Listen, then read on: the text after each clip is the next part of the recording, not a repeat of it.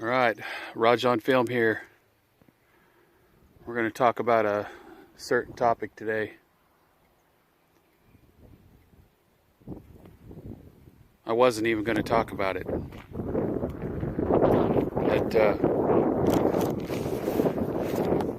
It is such a horrifically tragic situation about what happened, and needless in my opinion. We're going to talk about the tragedy of the Titan Submersible. I know a lot of people have been talking about it, and like I said, I wasn't even going to really discuss it, but I thought that is one of the worst things I've ever seen, let alone what happened to the Titanic.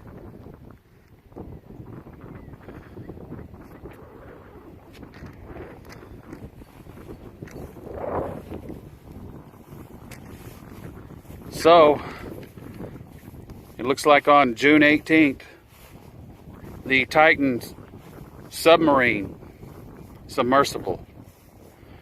by Ocean Gate, the Ocean Gate Company Corporation, of course owned by wealthy businessmen,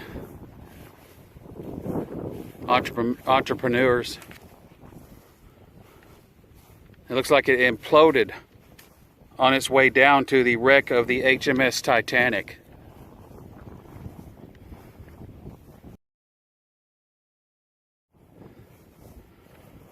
In the North Atlantic, approximately 320 miles off the coast of Newfoundland, Canada. I just can't imagine it.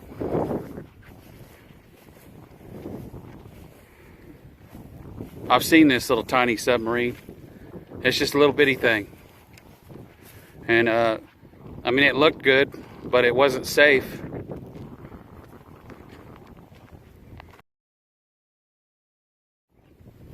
From what I understand, it wasn't fully inspected or for safety yet, and did not receive its certification yet, which is really important.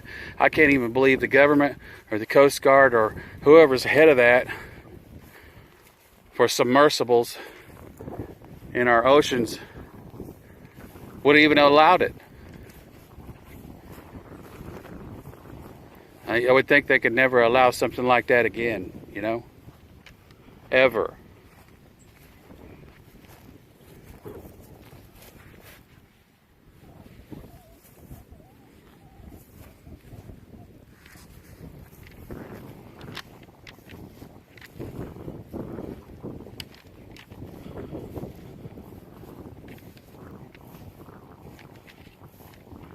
This happened again in the North Atlantic, approximately 320 miles off the coast of Newfoundland, Canada, and there were no survivors, of course.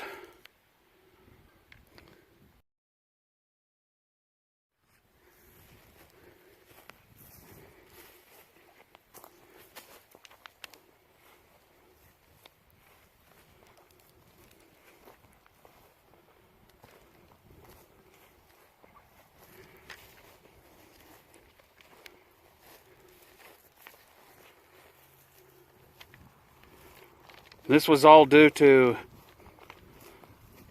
the carbon fiber hull failure. Like I said, there was no inspection per se on it or a certification on it. I just can't believe it was allowed to happen. I would think it could never allowed to be happen again, ever. The sub company was Ocean Gate. There was a massive search, of course, by the United States Coast Guard, the Canadian Coast Guard, the United States Navy.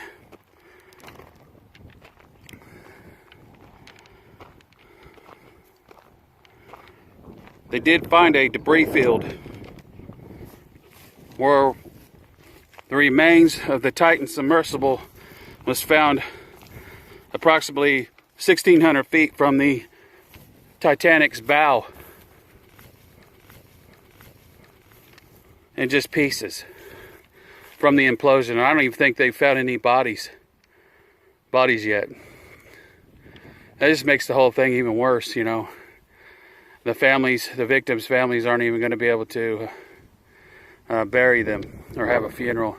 I guess it's possible they might be able to find some bodies, but it's looking very doubtful, very grim. So you got 5 deaths.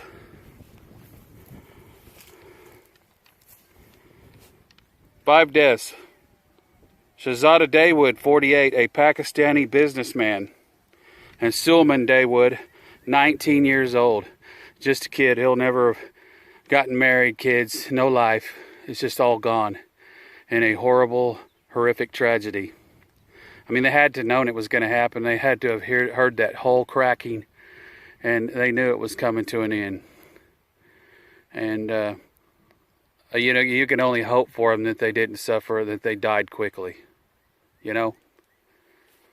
We can all hope that for them. That's all we can do.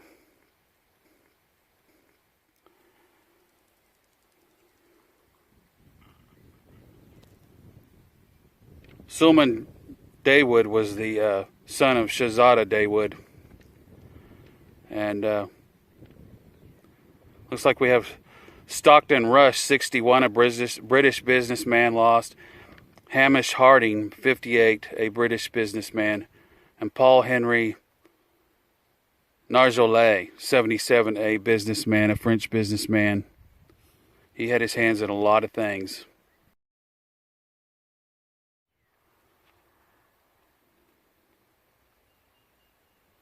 This has all been classified lately as a declared a major marine casualty and under serious investigation.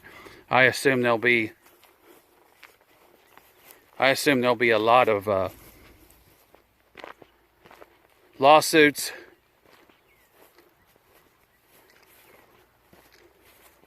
after this investigation. Seems like it was very needless. I just had to say something about it. I just can't believe that they sent this little tiny submarine down there without any inspection or certification. Certifications are very necessary, especially on some new project like that, a submarine or aircraft or any of it. It seems like it was very needless. Anyway, I want to thank you. Thank you for watching. Please like, share, and subscribe, and let's keep all the deaths, the horrific deaths of these 5 people, especially the 19-year-old Sulman Dawood, in our prayers.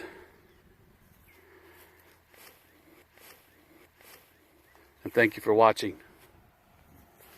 Rest in peace to all the 5 people that lost their lives in the Titan submersible. Thank you for watching.